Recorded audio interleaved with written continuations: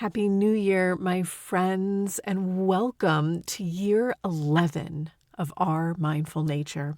I'm thrilled to be back with a new season of nature-inspired meditations, reflections, and interviews. My hope, as always, is that these episodes help you to feel steadier and clearer throughout your day. Join me for the first episode of 2026.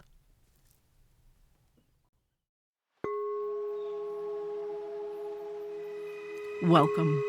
You are listening to Our Mindful Nature, a podcast helping healers and those searching for healing respond to anxiety, overwhelm, or depression with nature-inspired meditations for better mental health.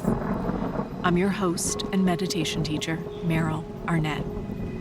This podcast is recorded from my live Monday night meditation class. If you would like to access today's meditation practice or nature soundscape as a standalone audio file for your daily use, please subscribe to my newsletter at merylarnett.com.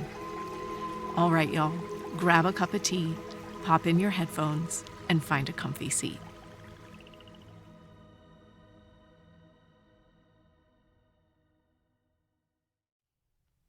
Welcome back, y'all. Thank you for your patience while I took some time away from the podcast at the end of last year. 10 years of podcasting has brought me tremendous joy, and I am thrilled to be back with you for year 11. We're starting off the year with a conversation with my favorite poet and a repeat guest on Our Mindful Nature, James Cruz. James has been a guest and a heartfelt contributor to this podcast in many of the tough times of the past. And today, he's going to help us settle into the new year with a powerful conversation about grief. Now, I know grief is one of those things that none of us want to talk about or acknowledge, and yet it's something we all experience, both personal losses and the grief of what's happening in the world around us. It feels like these days the causes of grief are endless, and the offerings to tend to that grief are few and far between. But James talks to us today about holding the complexities of grief while finding beauty in the little things. He talks to us about turning towards nature and the song of the winter wren, and so beautifully about how to comfort someone. I hope you'll join me for today's conversation as a way to tend to all that we are feeling as we settle into 2026, the grief, the joy, the struggles, the beauty, all of it. Let's listen in. James, welcome back to the podcast. I'm so glad to see you again. It's a pleasure to see you again, Meryl, and to be here. It's my honor. Thank you. Oh, thank you. You have been prolific since the last time we have talked, and you Yes. must have been very busy. You've released 2 books of poetry since the last time you were on the podcast. Congratulations on that. Thank you. Yeah. So you released Love is for All of Us, and then you released Turning Toward Grief. Yeah. And we are framing this conversation at the beginning of the year, beginning of 2026, after a tough 2025, politically in this country, globally, not to mention all the individual personal experiences that we have in our day-to-day lives.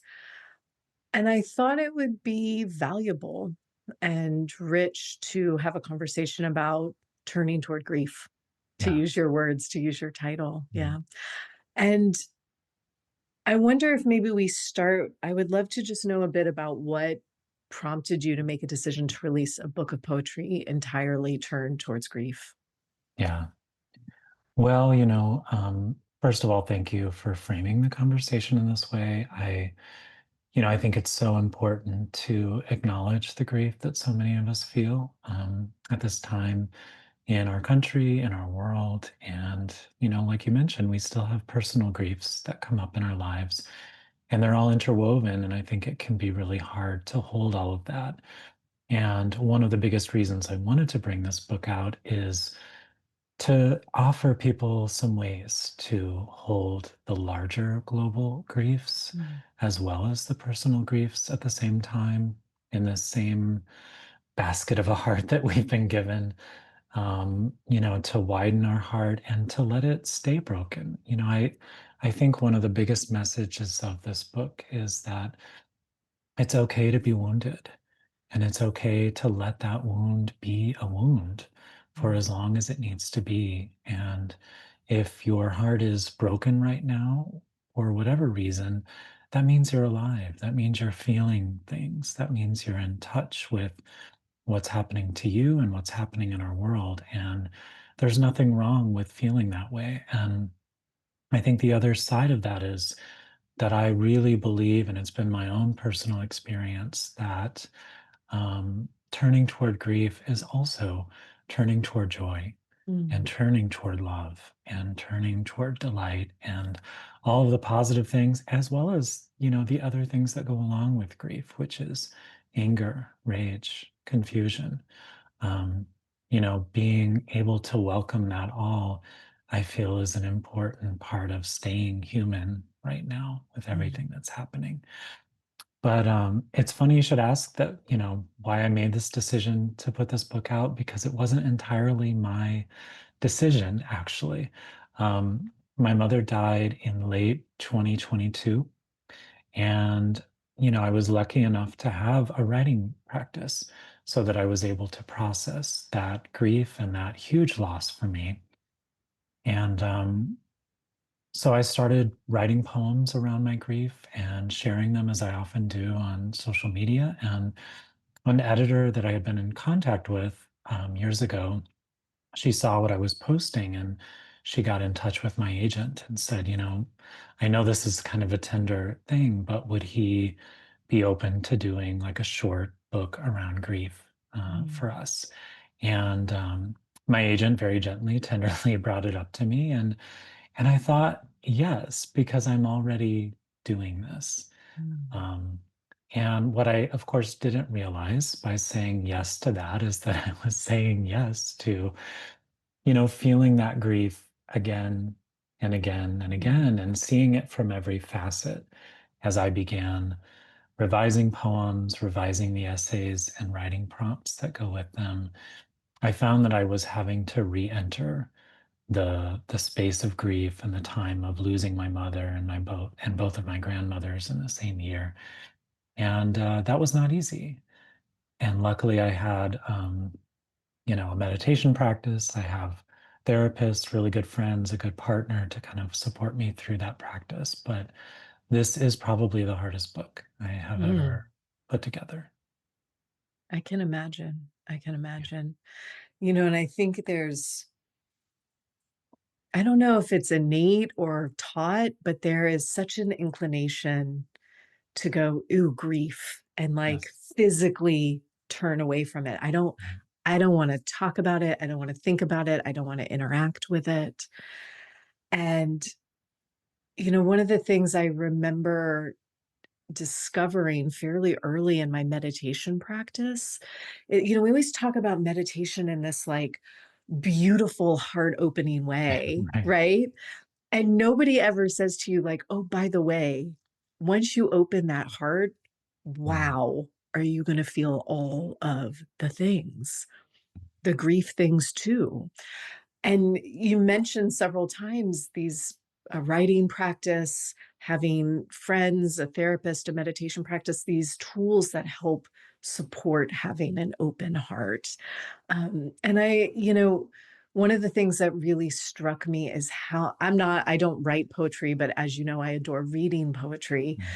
And why is poetry such a good tool for helping us turn towards grief? Like, why does it work in that way? Yeah. Well, and we may have touched on this in previous interviews. I think that poetry is so suited to helping others through grief, whether you're reading it or writing it. I think the poet Mark Doty talks about after 9/11, he, like many other people, found himself in Barnes and Noble looking for a book that would speak to the pain that he was feeling about all of this. And he ended up in the poetry section, and everyone in the store was at the poetry section. Like, I mean, what a beautiful and revealing thing about poetry that it is the thing we look toward to support us when the hardest things have happened. And that has borne out for me in my own experience of grief. It's true that during the pandemic, I saw this explosion of interest in Mm. poetry, reading poetry, becoming a poet. And I think part of the reason is that poetry in a very small space contains everything. It contains all those things that you mentioned that come up in meditation. And poetry is almost like a miniature version of meditation. It can be a moment of joy, followed by a moment of grief, followed by noticing the beauty of, snow on the limbs of the trees outside glowing white in the sun, as it is this morning here in Vermont. And so I think it can contain all of these things that come up for us in a moment and is almost like a snapshot of the heart mind. And so we trust it more because it's not filtering. The best poems, for me anyway, are not trying to filter everything out or give you an only positive experience or an only pain-free experience. A poem is saying, this is what it is to be alive. And that includes, the good stuff, the hard stuff, the pipes bursting in your house, or my father-in-law's snowplow getting stuck against a tree last night. It contains it all. And we have a choice, right? We can get angry, we can get frustrated, or we can, as most of us would prefer to do, just turn away from the grief or the pain. Or we can say, you're part of it too. Because I think that when we turn away from the grief or the painful stuff, we are also turning away from joy and we're turning away from possibility and potential. And, I think I know this in a bodily way because I lost my father at a very young age. He died when I was just 20 years old. And so I had, almost no tools. I had the writing. I was a writer at that time, but not a very experienced one. And so I had very few tools to help me through that grieving process and, was still too good for therapy and, still too advanced for meditation or something as vulnerable as that. And so what I did was turn away from the grief and pretended that it wasn't there. He had been sick for a long time, so I told myself that um, this was expected. I knew this was coming. And I, in the midst of that, did not acknowledge the pain that also comes with, that knowledge that it's we're all gonna die at some point, and those who are sick are perhaps closer to it. But it's still painful when we lose someone, no matter how sick they've been, no matter what age they are or we are. And so I turned away from that and turned toward drugs, drinking, distraction, whatever I could find. And so I knew what it was like to turn completely away from grief. Mm. And with what I now call my sort of year of grief, like losing a job I loved, losing two grandmothers and my mother, the women who really raised me, Mhm. um, that was devastating. And I made a vow and made a deal with myself that I would be as present as I could to the pain of those losses. And I would see how that would change me. And it was not an easy thing. I don't mean to make it sound like, it was all rainbows and unicorns by any stretch. It meant being in pain and being depressed a lot. And it meant struggling to get out of bed, but it also meant that I was really alive to a lot of little joys that came along the way. And the one thing that I was really surprised about with this book turning toward grief is that, it was supposed to be about grief. And I realized in reading through an early draft of it that so many of the poems were about joy. And the Mm, word joy was mentioned like 45 times or something in the book. And I'm like, wait, is this allowed? Is this mm. okay to have a book that's about grief? And I think not only is it okay, but it makes sense because that meant that I was staying open to all of it. I want to ask you to read a poem, but first, I think it would be very valuable if you could share a bit of perhaps how you cared for yourself during that year, because I I can only imagine the pain and the Mm. challenge of that. How did you get out of bed? Right? How Yeah, did you do the right. things that you needed to do? How did you sit down at your desk and write?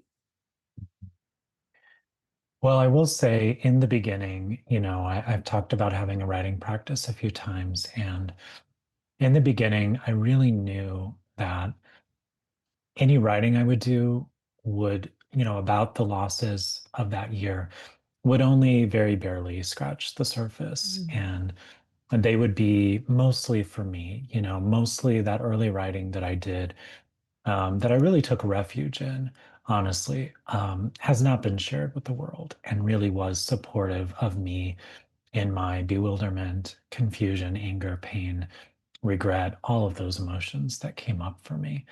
Um, so writing privately and knowing that it was really just for me, journaling mainly and a little bit of poetry, that was a big support.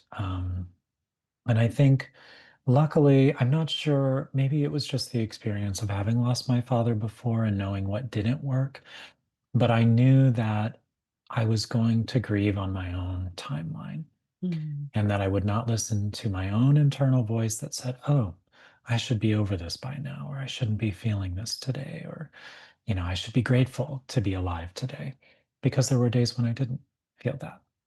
And so, really, just knowing that that was okay, um, forgiving the people in my life who really didn't know how to show up for me, I actually found was really supportive and not holding it against them if they didn't know what to say or if they said what felt like the wrong things. mm, Because it taught me how to show up for other people, and how to be a better listener.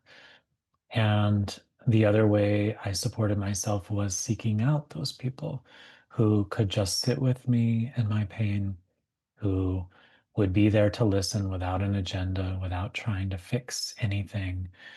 And, right after my mother died, I often think about what my husband first said to me. And he said, I don't even know half what to say right now. mm, I have no idea. So I just want to let you know that I don't know what to say to you. And and that was so helpful. Just having someone speak the truth and say, I don't know what's going to help, and kind of handing that off to the other person without too much pressure. Just say, I'm here, but I don't know what to say, so I'm probably not going to say much. That was really beautiful. And it sounds so cliche in many ways, but just doing the things that are known to be helpful, meditation, prayer, taking a lot of walks in nature, mm, and I think counseling myself to really just stay with whatever was coming up, because there were many moments when I thought like, oh, I need to take a trip here, or I need to do this. Or, there was a thought of like, I really want to go to Italy, and life is short now, so why don't I do that? And maybe that would be right for other people, but I was kind of a mess. I was in no position to be planning a trip to Italy, or taking care of all these details. So it would have been a disaster for me to do that. Um, just I think staying in touch with the idea that there's going to be a lot of urge to escape and think that, oh, I'll feel better if I go over here, if I go and mm. do this.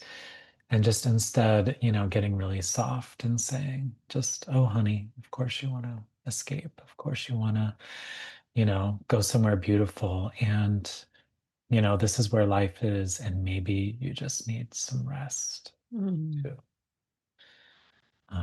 So that was really helpful. Um, I'm just trying to think if there were other little ways. One of the most useful things that came into my orbit, and I don't remember which book this was from. I'll have to look it up, but um, someone was telling their story of grief. I think they had lost two young daughters. Mm. And he said one of the helpful things that his therapist gave to him was whenever the urge to regret it, or I should have done this differently, or I should have done that differently. Like when you're grieving, you often want to go back and revise the past and try and, think if I'd only done this, things would turn out differently. And he said his therapist shared with him to just like speak to that urge to revise and say, that's not what happened. That's Mm. not what happened. To really stay in touch with the reality of the loss, but also what is here now, and not to Mm. get lost in all of those, what ifs or should have beens.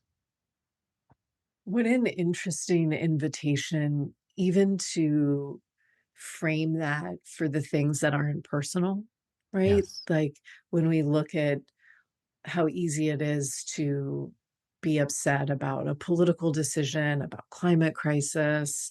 I mean, you name the issue, and there's such that sense of like, well, it shouldn't be this way, right? And we can really get lost in that. And I love the invitation to remind ourselves of what is, Mhm. right? To be with what is, which is a challenge. Yeah. Mm.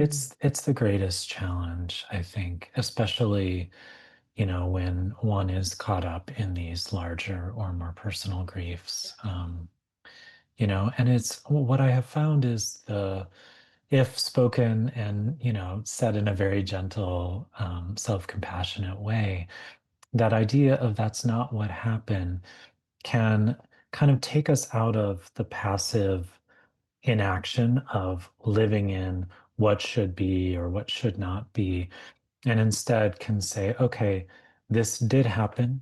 This Mm. is how it is now. And so how will I respond? Yes. I think that's the key, because it takes us out of the space of passivity and into the space of action when action is appropriate, if that's possible. I also think it's helpful to, sometimes turn down the volume of the world and Mm. turn things off and be in a very kind of blank space for a while. I had to do that a lot when I was grieving. And, the grief was coming on top of some of these larger griefs that we're all dealing with now, the aftermath and the present moment griefs.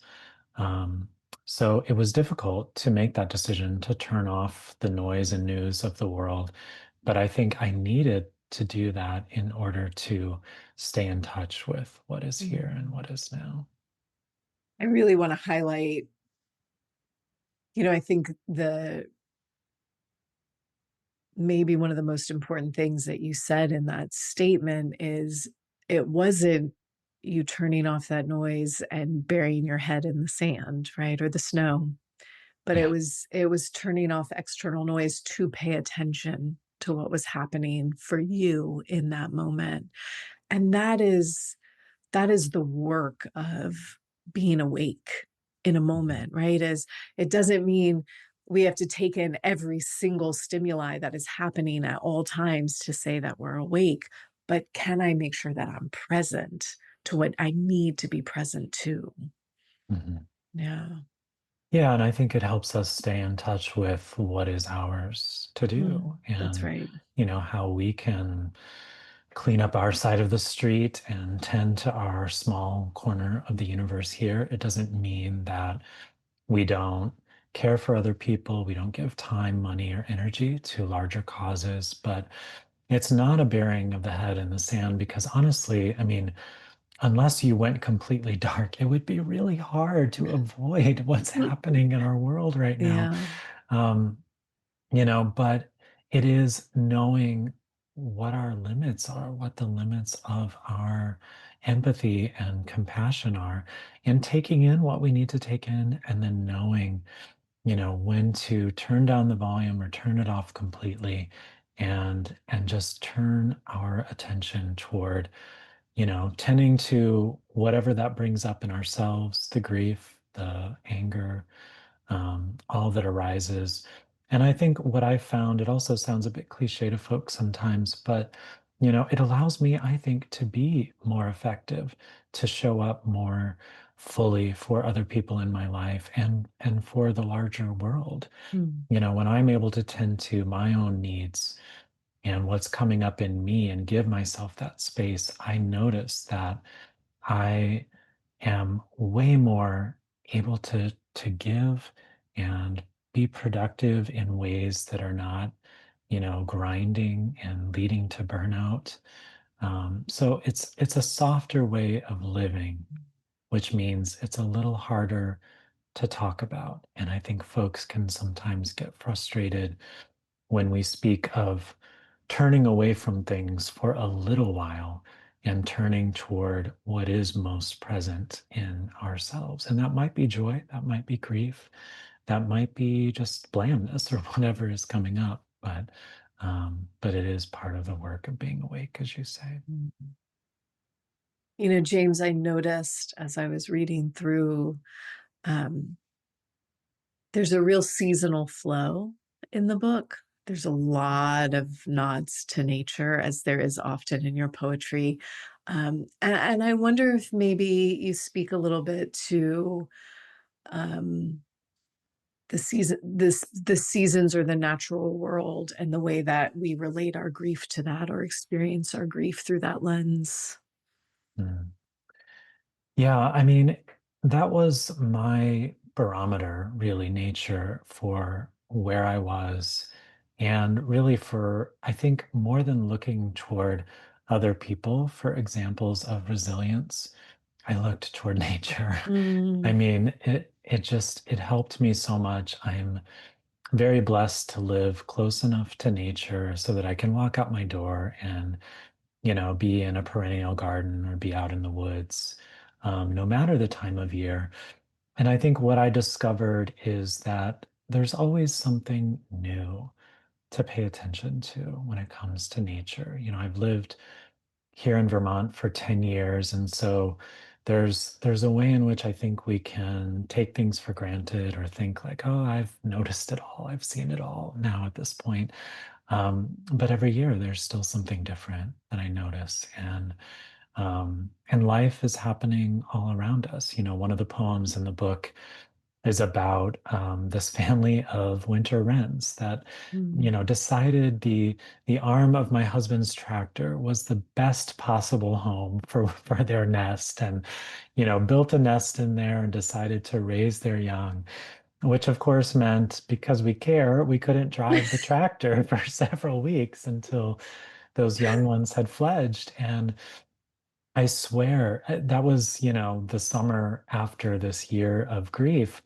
And walking out and seeing, the mother or the father fly off, in a tizzy because we were coming too close. I mean, it just gave me so much wonder, so much joy. And then seeing those little eggs in there, the size of marbles, and watching the young fledge. mm, I mean, it gave me this sense of real gratitude for the gifts that my own parents had given me, knowing that they're both gone now, and that, the care and love that they gave me, just as in those little birds, it's still locked inside me. It's still held inside everything that I do, every gesture that I share with other people, everything that I write.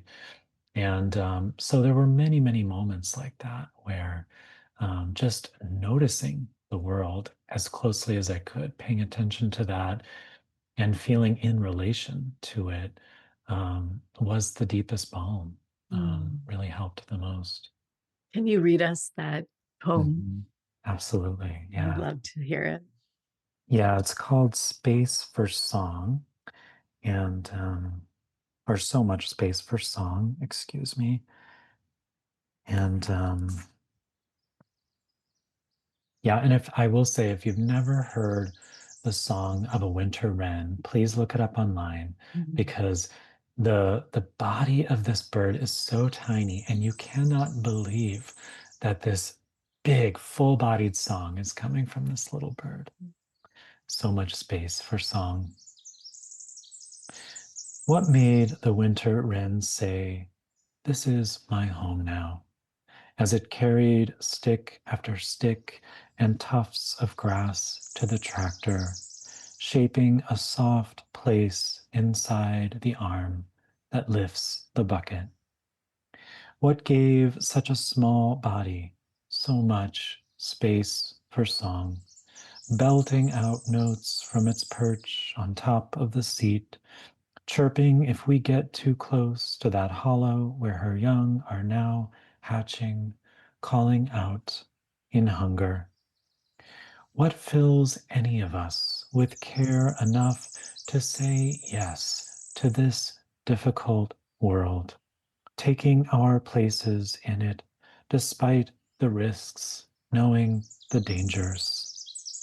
Watch how the wren shrinks itself to fit inside the tractor we haven't driven in weeks, where tiny beings have just emerged from eggs the size of marbles, each one filled with the songs of their mother and father, a music that's larger than this one life we are given.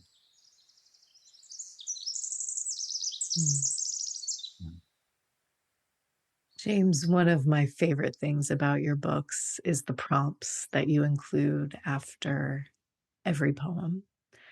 I find them to be unbelievably open. And I am somebody who personally ignores most prompts. I'll be truthful about it. Me too. And I really enjoy yours because it does not feel like a box.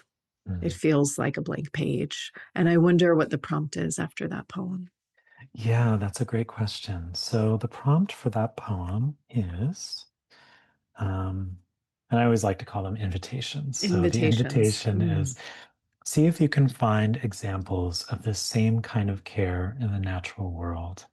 These efforts to make a soft place for small things to grow and thrive in spite of all the dangers and risks.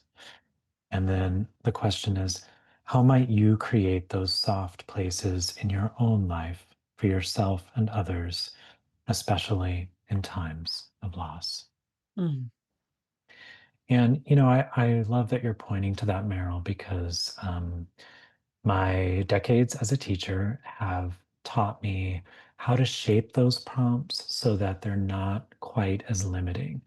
And whenever I'm teaching a class or leading a workshop, I always tell people, I'm going to give you a prompt or an invitation, and I'll kind of usually give a little piece of like, find those soft places in the natural world, or maybe borrow the first line from my poem and see where that leads you. Mm. Um, and I think if you feel called, and I would invite other people to do this as you're reading anything, really, to just see what it brings up for you and then follow that call. So, you can follow what I offer you, but I think following what it brings up for you is way more rich and interesting a project than just someone saying, write about this, and, Mhm. be very kind of limiting in the prompts that they're giving. So I try to keep it open, and I keep it very wide open whenever folks are working with me. And that was very useful for me. I had, I think, put together 3 or 4 anthologies by the time I was in the midst of this fresh grief, and I really turned back to those books again and again. It was almost as if I had made those books for myself Mm. and for people like me who were in a difficult time and who needed to be reminded of, the uplift and the joy and the light that is still possible. I find so often when I'm reading poetry, I'll have that moment of like, oh, Yes, like I Yeah. feel that, I understand that, like it creates a physical experience for me, and then having that invitation often lets me figure out why. Like, it Mm, gives me the, like, "Oh, I feel it because" I right. remembered or it made me think of blah, blah, blah.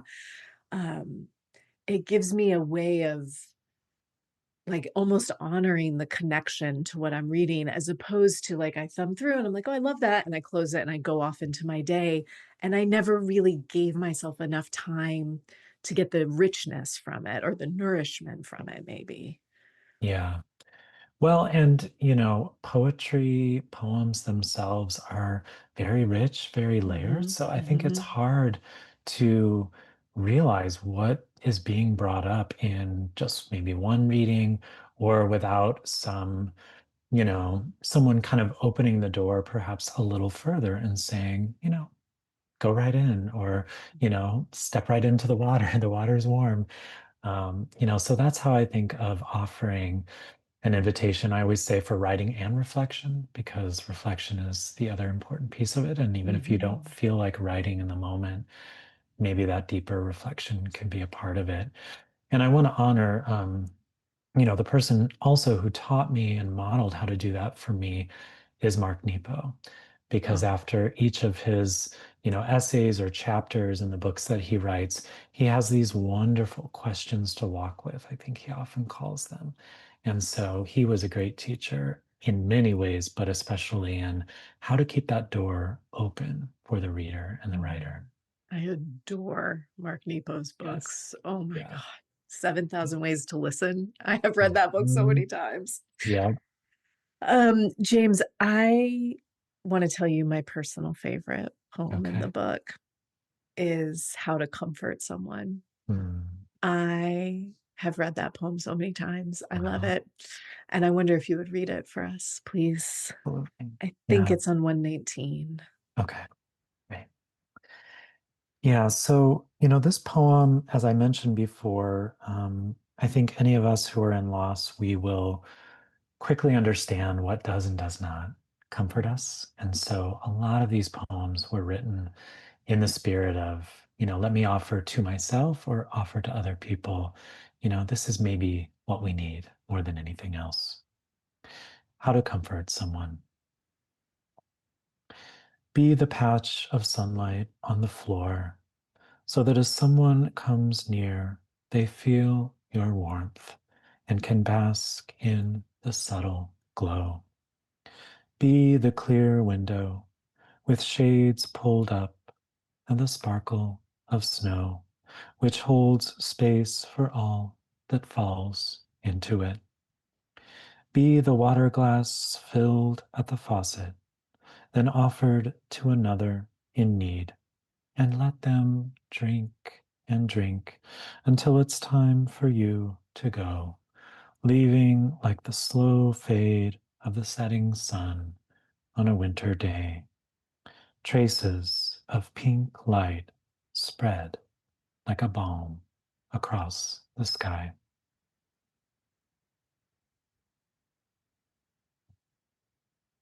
That feels so gentle to me, Mm. and I adore it. Thank you for writing that and sharing it with us.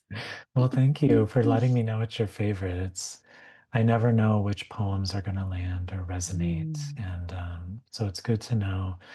And as I'm reading that one, it is very gentle, but I'm also struck that, there's that part about knowing when it's time to go mm, and knowing when it's time to leave. And we can't, we can't just feel other people's pain for them. At a certain point, we have to leave them to it.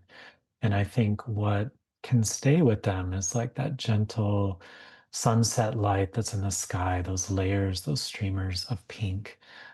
We can just do our best to leave a little bit behind, some bit of beauty, some bit of hope, and and then just really be like that patch of sunlight or the water glass, just these things that nourish quietly but don't try to fix or smother or bury what has happened to someone else.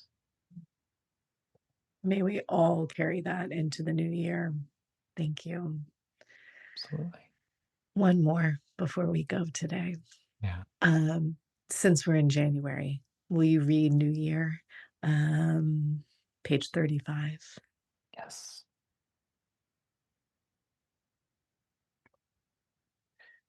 New Year. It's so cold on this January morning. The condensation in the corner of each window has frozen to the glass, cannot be wiped away. But the wood stove's lit and breathing like an animal asleep, giving off its heat. I think of all the sorrows of this past year as beads on a necklace that keep falling off, the empty string still tied around my neck. And yet, two of the most beautiful words in the English language, sudden gratitude rises up with each creak of the pine floorboards and swoop of the barred owl from tree to tree, for staying alive to all this, even the blank face of the silent phone, even the restless hours before dawn, my eyes working much harder, but still somehow able to see in the dark.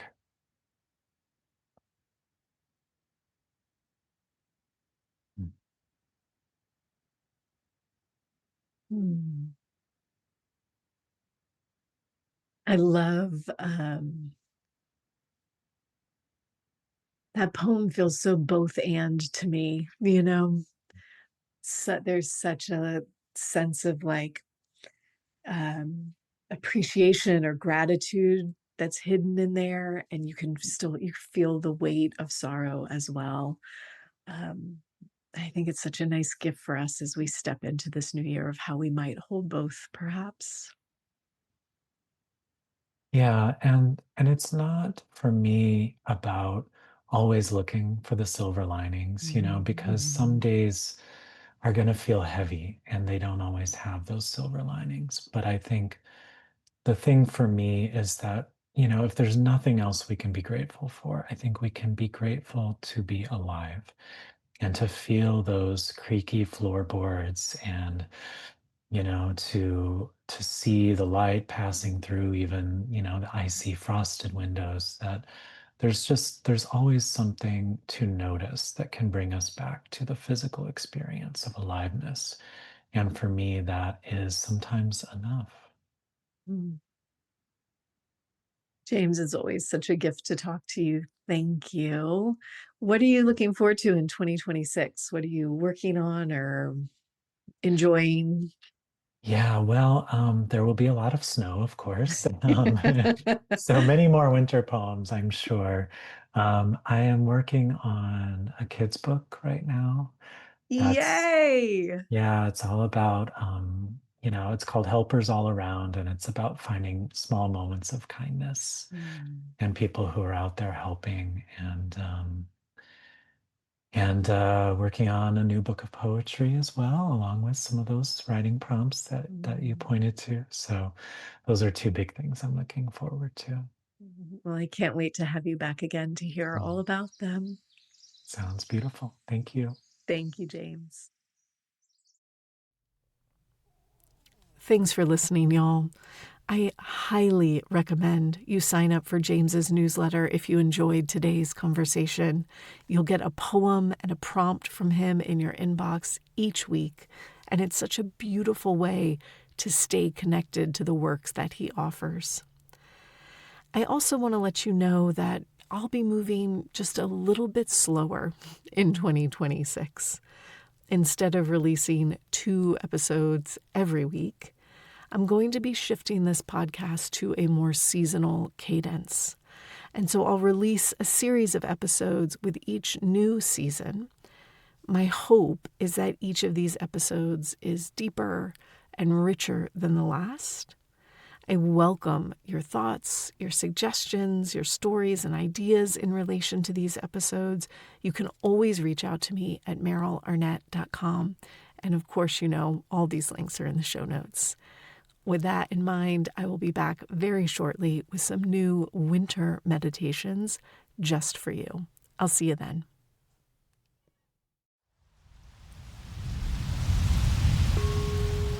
Thanks for listening to Our Mindful Nature. If you would like to receive today's meditation practice and nature soundscape as standalone audio files for your daily practice, please subscribe to my newsletter at merylarnett.com. It's free, and you'll receive a new practice each week. Our Mindful Nature is recorded on Muskogee land and is produced with the support of Nick McMahon and Brianna Nielsen. Deep gratitude is offered to acoustic ecologists Nick McMahon and Gordon Hempton for the use of their nature field recordings in many of these episodes. We release a mini episode that's just the meditation, no chatter beforehand, every Monday. And every Thursday, we release a full episode with a meditation class or interview. I look forward to practicing with you again soon.